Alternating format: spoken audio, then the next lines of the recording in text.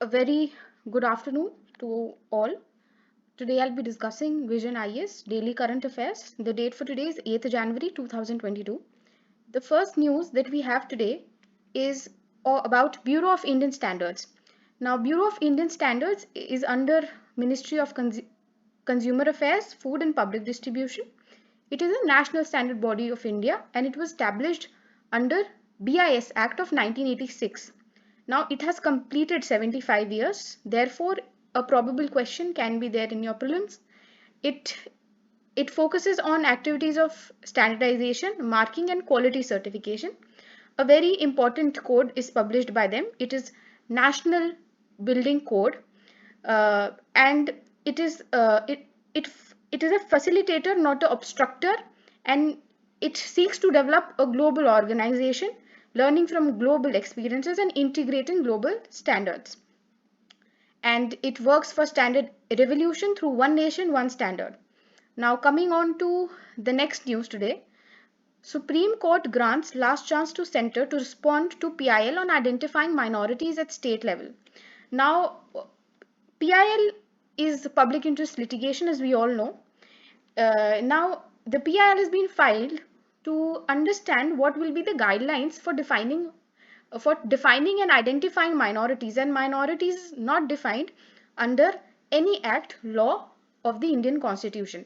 Now, plea has also brought into attention that there are states where Hindus are minority, and at least 6 states and 2 union territories have been identified, and it states that the number of Hindus have fallen in these states according to census 2011.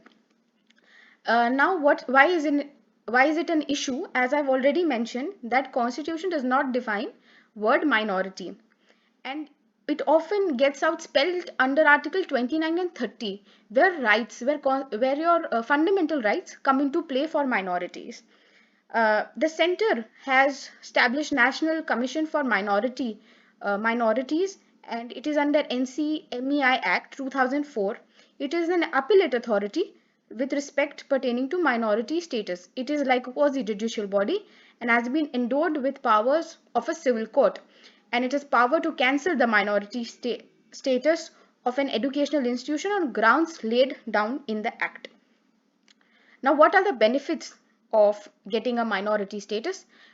You can avail exclusive schemes run by Ministry of Minority Affairs and freedom to run educational institution and trust under Article 2, Clause 1 and other few sections therefore mentioned in the Constitution becomes available to you.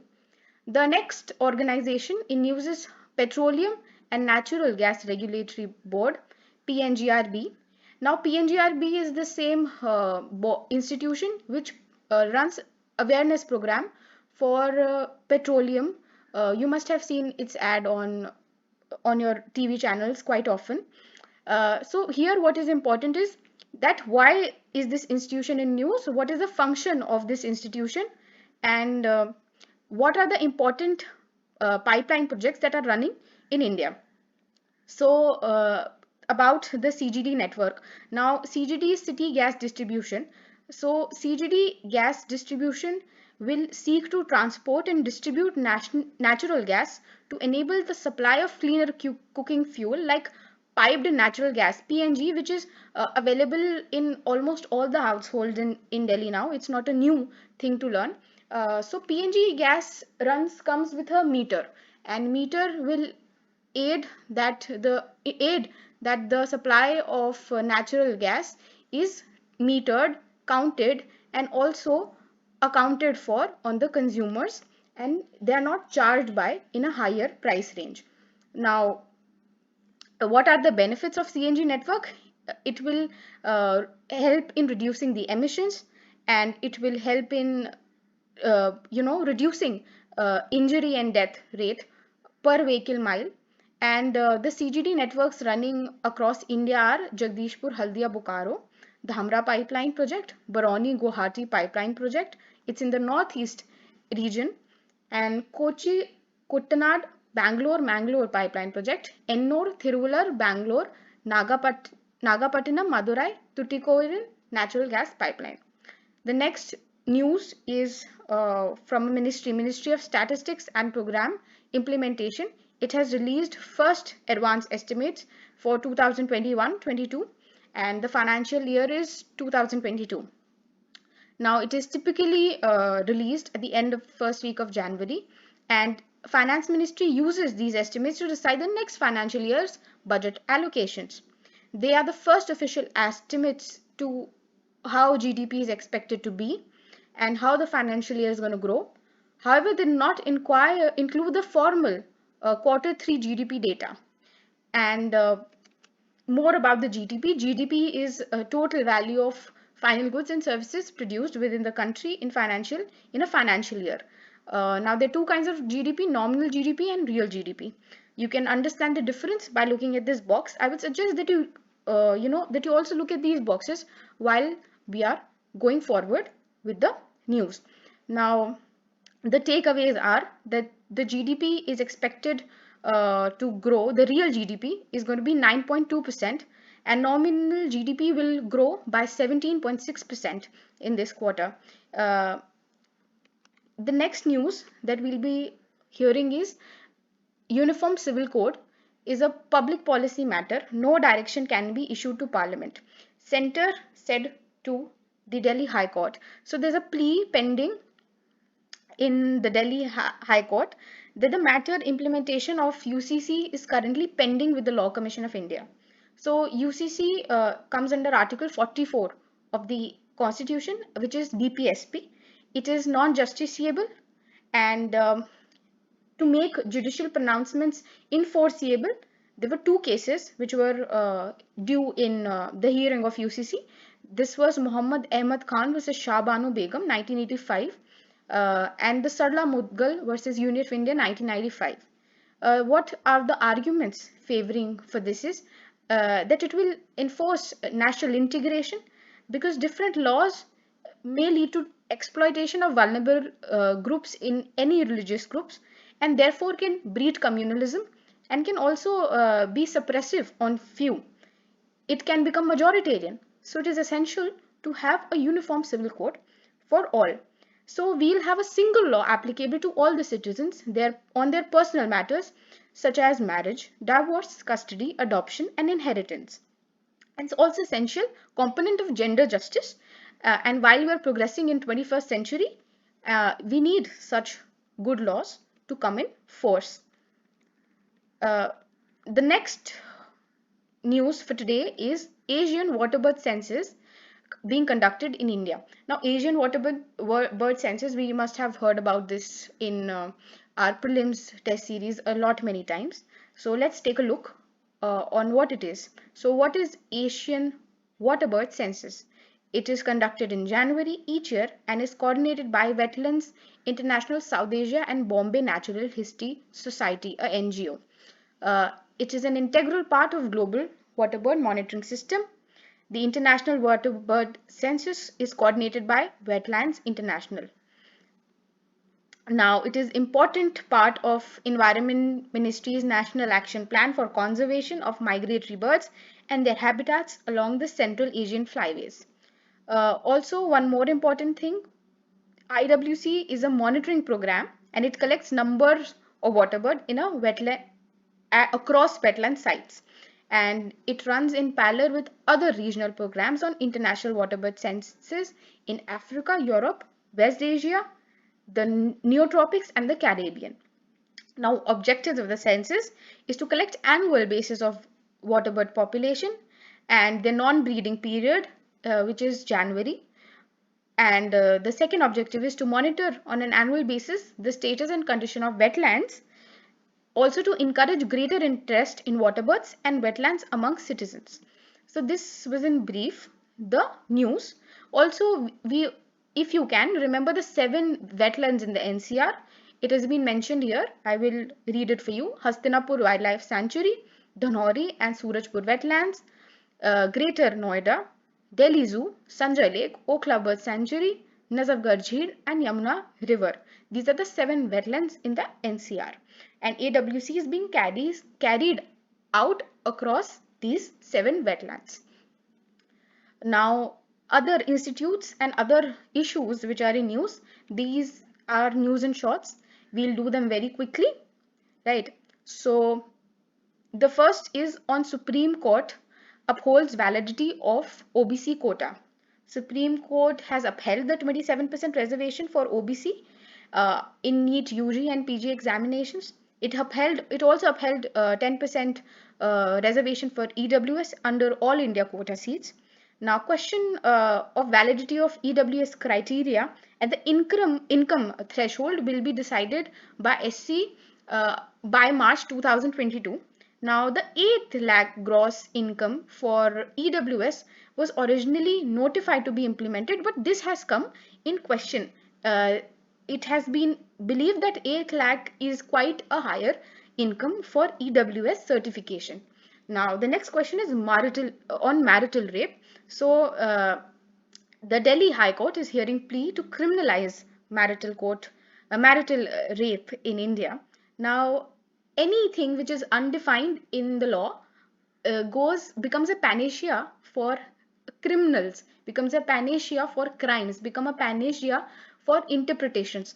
So this is one of the topics, and many times we must have heard throughout the news that marital rape has been one of the most dogmatic practices, not only in marriages in India but also abroad.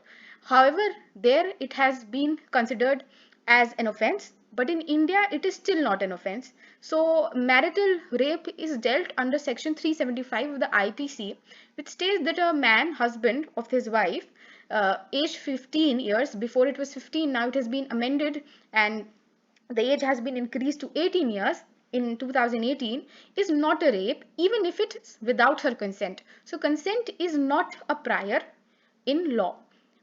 It's not recognized by law, consent of a woman to his husband. Now, section 498A of IPC deals with women being subjected to cruelty by her husband or any relative of her husband. The next organization is CSTO. It stands for Collective Security Treaty Organization. So it originates from the Collective Security Treaty signed in 1992 by Russia and few Central Asian states. Now for this, I think it is very important for us to know what are the 5 Central Asian states and their location. So kindly do that bit for yourself. So the members are Armenia, Belarus, Kazakhstan, Kyrgyz Republic, Russia, and Tajikistan. And it is just like a collective defense organization like NATO. Now, India's nuclear doctrine. Now, India's nuclear doctrine tells India stand on nuclear weapons, which is building and maintaining a credible minimum deterrence, goal of universal, non-discriminatory and verifiable nuclear disarmament, no first use policy, no use of nuclear weapons against non-nuclear weapon states. Now, India has welcomed a joint statement through other nuclear weapon states like Britain, China, France, Russia and US on preventing nuclear war while reiterating on maintaining its own nuclear doctrine. It stated that nuclear war cannot be won and must never be fought while vowing to prevent the spread of atomic weapons. The next thing in news is Aadhaar enabled payment system. It is modeled by NPCI, National Payments Corporation of India, and it presently has limit of rupees 10,000 per transaction. And it's a bank-led model which allows online interoperable financial inclusion transaction at micro ATM POS machines. The next news is on current account deficit. So for that, we need to understand what is current account deficit. It is a trade measurement that says a country has imported more goods, services and capital than it exported. So India's current account balance sheet has recorded a deficit of US dollar 9.6 billion. It is 1.3% of a GDP in the second quarter of fiscal and is widening further. The next news is on Sea Dragon 22. It is a multilateral anti-submarine warfare exercise in the Pacific Ocean. India is participating along with Australia, Japan, US, Canada and South Korea. Out of this, India, Japan, Australia and US are also part of Quad. and is also participating in Malabar exercise. So two important exercise, Sea Dragon 22 and Malabar exercise. We must keep note of this because military exercises are often asked in prelims. Now the next question is, the next news is on National Water Awards. So the third National Water Awards was conducted, and Uttar Pradesh was awarded the first prize, and it was followed by Rajasthan and Tamil Nadu. They are awarded for attaining government's vision on Jal Samriddh Bharat, and the objective is to encourage stakeholders to adopt a holistic approach towards water resources management in the country, and it has been instituted by Ministry of Jal Shakti since 2018. Now, the next news is Prashad scheme. It's an old scheme of government, and it stands for Pilgrimage Rejuvenation and Spiritual Heritage Augmentation Drive Scheme. So it is under Ministry of Tourism, and it has inaugurated various projects at spiritual and at areas of spiritual importance such as Govardhan, Mathura in Uttar Pradesh. Now, Prashad scheme is a central sector scheme focusing on developing and identifying pilgrimage across India, and it aims to promote religious tourism experience. It also aims to integrate pilgrimage destinations in a prioritized, planned, and sustainable manner. It is an infrastructure development program to envisage world-class infrastructure development of sites with special emphasis on tourist facilities. The last news for today is Ganga Sagar Mela. The Calcutta High Court has allowed West Bengal to hold this year's Ganga Sagar Mela amidst fresh COVID-19 surge. As we all know, India is anticipating or is already in the third wave of COVID-19, and Ganga Sagar Mela has been allowed, given a nod by the Calcutta High Court. And let's understand what is this fair about. This fair takes place at Ganga Sagar Island on the Sundarbans on the occasion of Makar Sankranti, that is the 13th January or the 14th. Kindly confirm that. And it is the second largest congregation of pilgrims in India after Kumbh Mela. I believe Kumbh Mela was last year in Prayagraj, and thousands of pilgrims take holy dip in the confluence of Ganga and Bay of Bengal and offer prayers to Kapil Muni temple. Kapil Muni was an Indian rishi, very important from mythological and mythological history, Kapil Muni. So that's all for today. I hope you enjoyed this, and very best of luck to all of you. Thank you.